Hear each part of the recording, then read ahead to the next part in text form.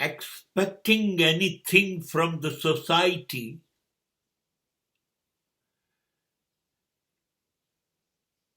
is a lacking of self-confidence in myself. Why to expect? How society can identify? How society can cares my emotions? How they can take decision about my character? How they will identify my qualities? Everybody is missing to know who am I and how am I and why am I. Then they don't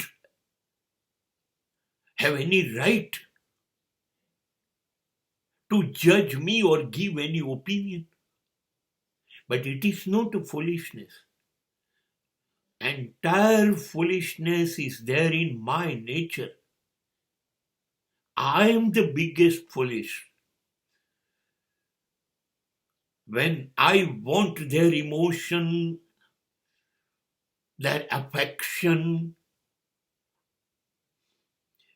their opinion, their appreciation, when I'm expecting from the society, it will be a great foolishness.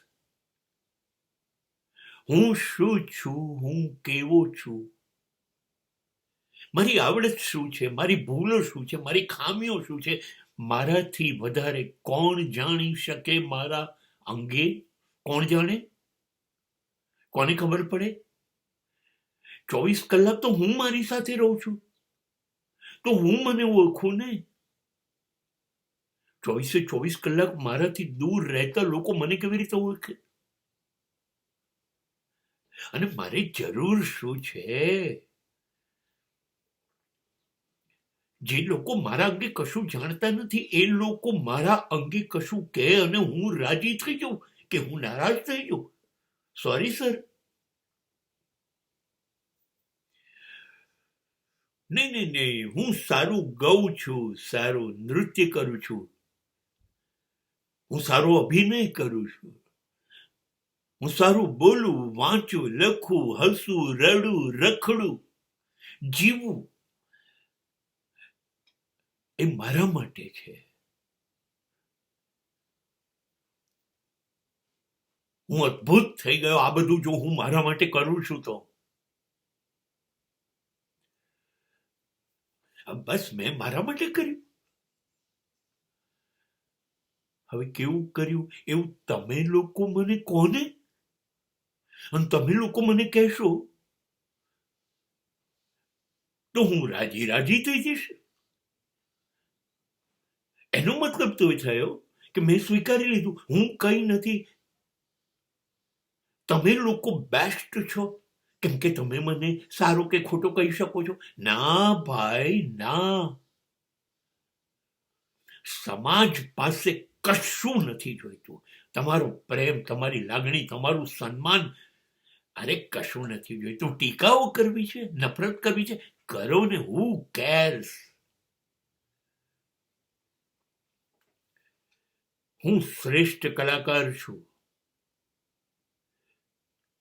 મારી જિંદગીને ખુશ કરવા, આનંદ કરવા મારે તમારા લોકોની જરૂર નથી. હું બહુ જ નબળો હોઉં ને, મારામાં કંઈ ના હોય ને,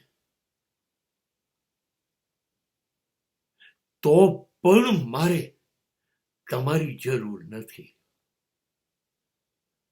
કેમ કે જ્યારે જ્યારે હું તમારો આધાર લઈશ કે કોને મને હું કેવો છું, ત્યારે હું કેવો છું એની સાચી સમજ મને પડી જતા મારી જાત માટે મને નફરત થશે. એના કરતા હું મારી જાતને ઓળખું અને પ્રેમ કરું.